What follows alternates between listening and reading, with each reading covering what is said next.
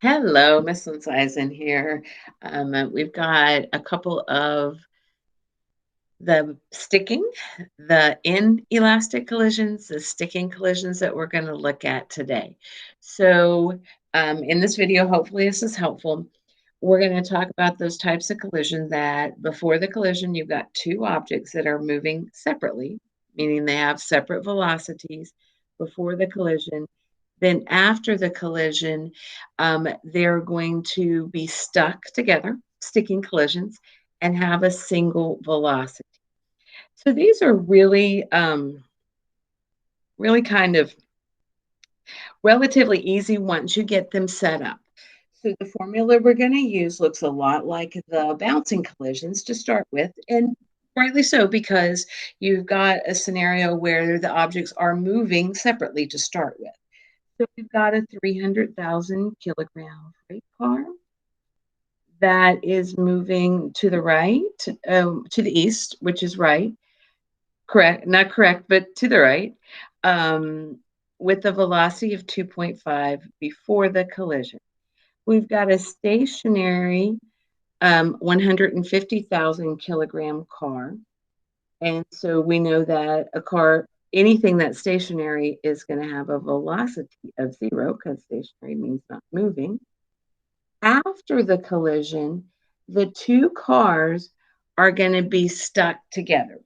So they're going to have one singular velocity. Kind of like if you're riding in a car, you have exactly the same velocity as a car because you're in the car. So I'm just doing the math on this. So I've multiplied both of these. Of course, that 150,000, it's kind of unnecessary to put the zero there, but I just want to make a point that that is its momentum before. And then, of course, 450 is the total mass. 300 plus 150,000 is going to be 450,000. So what's this saying is the total momentum is 750,000 kilograms meters per second. And after the collision, it's also going to be 750,000 kilograms meters per second.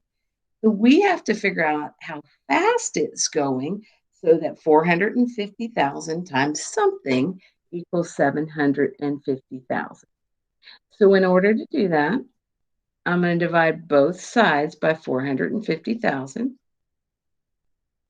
which is, of course, going to just turn this into velocity. And that velocity is 1.67 meters per second. So that 450 kilogram combined mass after the collision, after it's stuck together, is going to be moving at 1.67 meters per second. And it's going to be moving to the right, which is very logical. It's also logical that this number would be smaller than the 2.5 because you've got so much more mass that momentum is moving. All right, so that's one. Let's do another one. I know you're super excited. So this one, the math on it is actually quite easy. I'm picking this one. I like this example because it's got a negative in it. So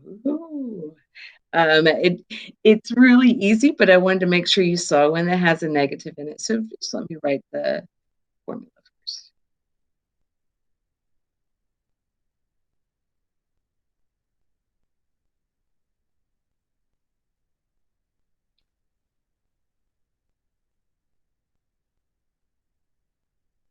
I'm sorry. All right. So I have this scenario. So we've got a 3,000 kilogram truck and it's moving to the right. Okay. So that's positive. And it's moving at 5 meters per second.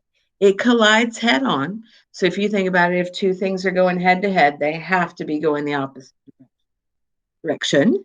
Uh, which with the 1,000 kilogram car, which as we can see is moving leftward with the speed of 10 meters per second. The two vehicles stick together after the collision. And what we want to know is how fast is that combined mass moving after the collision? So 5, and then we've got this one is 1,000. What I like to do when I have a negative, I just use the red pen because I have it, and that just helps me to um, to know that that's negative. But probably you're not going to have that available to you. But if you really want to get fancy, you could use two different colors, I guess. All right. The math's real simple on this one. 3,000 times 5 is 15,000 plus a negative 10,000 because we've got a negative velocity, so we know that's going to be a negative momentum.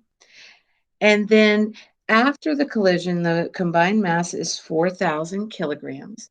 And we want to know how fast it's moving afterwards. So we'll do the math here. 15,000 minus or plus negative 10, same thing, gives me 5,000. So I know that my total momentum is 5,000. And because I'm conserving the momentum, if I have 5,000 before, I'm going to have 5,000 afterwards. So now I just have to figure out how fast the mass is going to create that 5,000 kilograms meters per second. What I come up with is a velocity of 1.25 meters per second.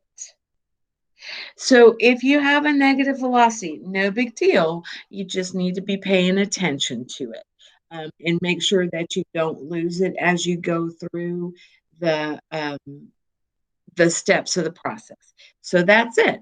That is inelastic or sticking collision.